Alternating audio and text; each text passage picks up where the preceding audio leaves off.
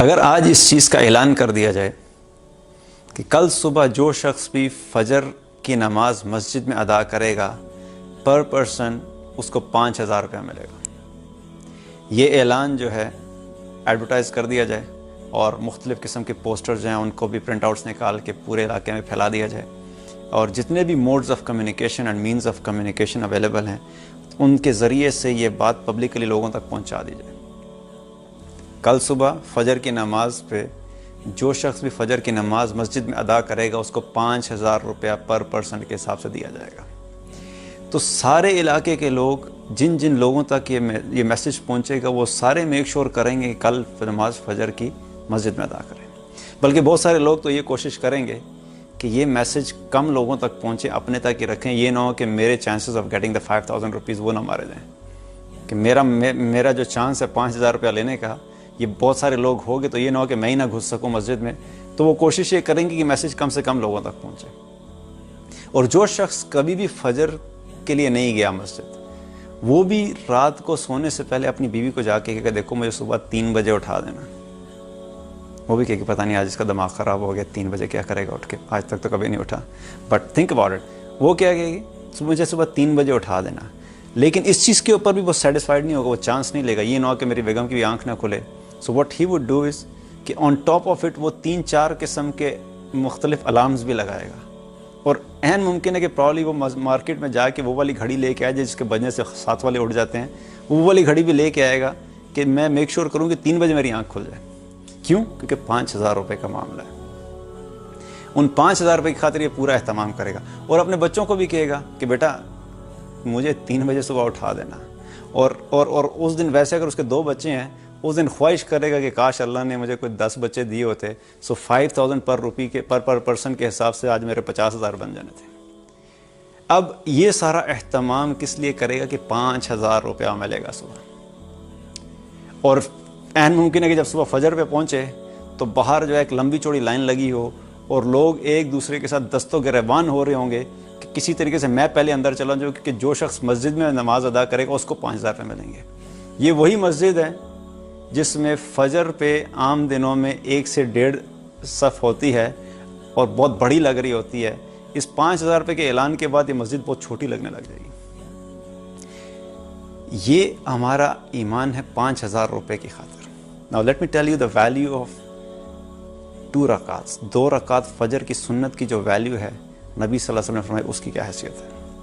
अब आप एक स्केल लें, एक तराजू लें, उसके एक पलड़े में दुनिया के अंदर जो कुछ मौजूद है उनको डालना शुरू करें।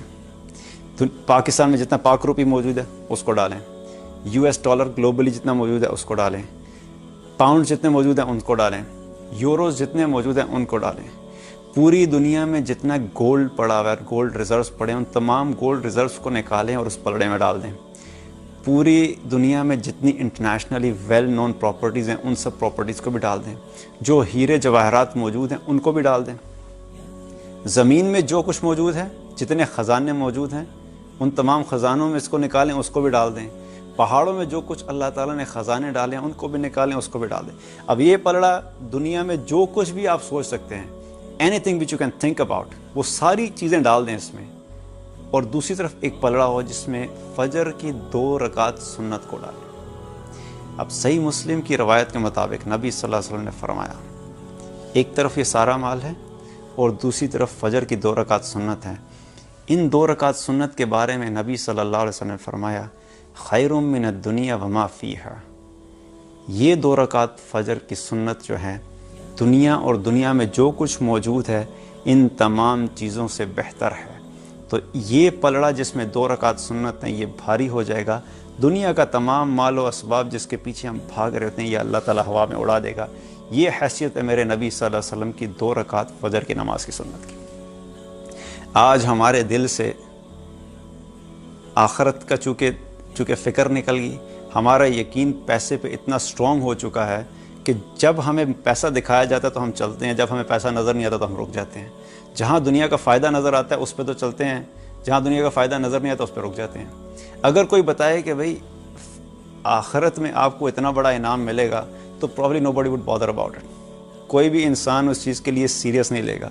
लेकिन उसी शख्स को कह दें कि नहीं अभी आज ही रात को ही तुम्हें जो है इस अमल करने के ऊपर 10,000 रुपये मिलेगा, तो वो सारे काम छोड़ के वो अमल करने के लिए तैयार हो जाए, क्योंकि उसका यकीन है कि अगर दुनिया का माल मिलेगा तो मैं वो काम करूँगा, जिस चीज़ से मुझे दुनिया का फ़ायदा नहीं होगा मैं वो काम नहीं करूँगा। एक मुसलमान की ज़िंदगी दुनिया के फ़ायदे को देख कर नहीं गुजरती। एक मुसलमान हमेशा अपने आखिरत के फ़ायदे को प्रायोरिटी देता है कि कल मरने के बाद जो अमल मेरे काम आएगा उसको मैं नहीं छोड़ूंगा, बाकी सारी चीज़ें मेरे लिए सेकंड प्रायोरिटी हैं। अल्लाह ताला हमें इतना ईमान और यकीन अता फरमाए कि हम उन तमाम अमाल के ऊपर आ सकें जिनका फ़ायदा हमें मरने के बाद होगा, क्योंकि दुनिया में तो अगर मिल भी गया तो बहुत थोड़े अरसे का है, लेकिन असल ज़रूरत उस वक्त महसूस होगी जब मरने के बाद तमाम असबाब टूट चुके होंगे और अमल करने का वक्त ख़त्म हो चुका होगा।